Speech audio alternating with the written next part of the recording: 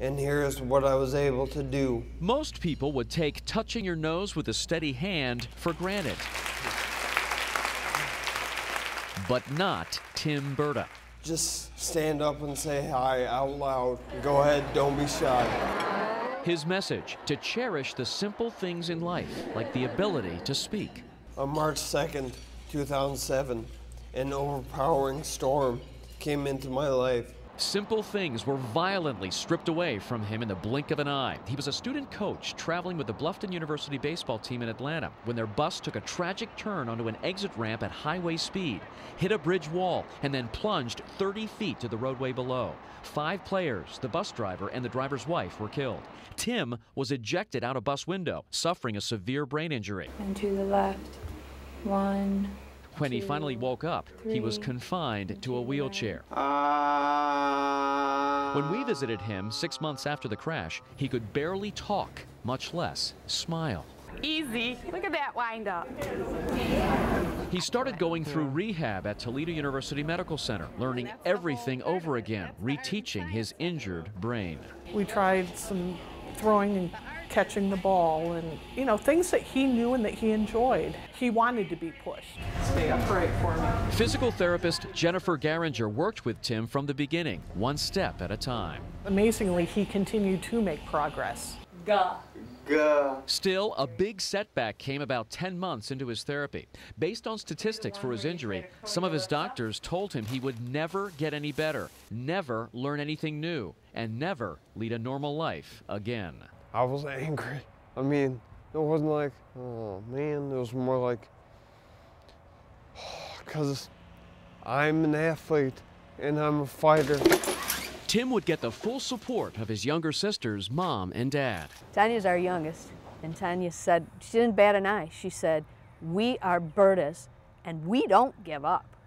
And it was kind of like the rally cry for all of us. And a turning point in Tim's recovery. Nicely done. And I would look at him and say, but feel free to prove me wrong. Come back and prove me wrong. And he did that time and time again. He wasn't supposed to be able to walk independently, let alone without any assistive device. You put a cane in his hand, he'll probably hit you with it now because that would just anger him. Brain injury specialist Dr. Talat Rizik says Tim is rewriting the textbooks. Would you call this a miracle that this has happened? Yes, you can, of course, you can call it a miracle, yes. Rob and Karen Berta never wavered in their faith. Complete recovery. I'm shooting for complete. Yeah, it's what we pray for. It's what we pray for. I want the whole enchilada. No. That was 2.5 years ago, and now? Have you gotten the whole enchilada? No, but we're close.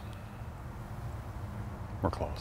But yet, you look at him and you know what he used to be and what he is, and there's a big piece of him gone. There are challenges still ahead, but late last year, Tim improved so much, his therapist said there was not much more they could do. So it was fun to be able to turn him loose to do his thing, you know, get back to life.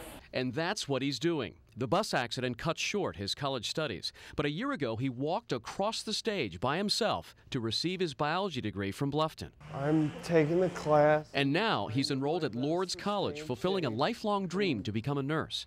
He says he wants to have a family someday to pass on the life lessons he's learned. Do you have a girlfriend? No, I don't. Okay. But not yet. Not yet is the key word, yet.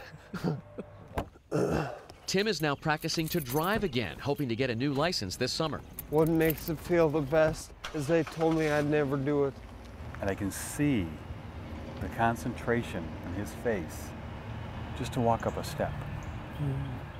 And he used to be able to run down the football field and catch a pass like a ballet dancer. I didn't have to slow down, I didn't have to speed up, anything, it just right there. And then I just ran it in, untouched. As a senior in high school, Tim led the Ida Blue Streaks in receptions and interceptions, and even punted and kicked for the team. It sounded like the only thing Tim didn't do was sell popcorn. Tim was like a coach on the field. He was always paying attention to everything. Coach Tom Wally Walentowski did not have to think twice to bring Tim on as a coach this fall. How about inspiration, character, work ethic, name it. What doesn't Tim represent right now? Do you guys play? Yeah. And he's already meeting his players. I play fullback and he plays. Okay, either wide receiver or running back this year. Okay. Wide receiver, that's good. I am really looking forward to it, fellas. Thanks. Yeah. All right, well, hey, see you. See ya. Good luck to you. You too. See ya this fall. Yep. Is there anything that can hold Tim Berta back? No. Whether on the football field or the lecture circuit, his message of hope is touching more and more people every day. Through this entire season of my life, God really has kept me going. If I am going to go down, I'm going to go down swinging. Chuck Strickler, 10 TV News.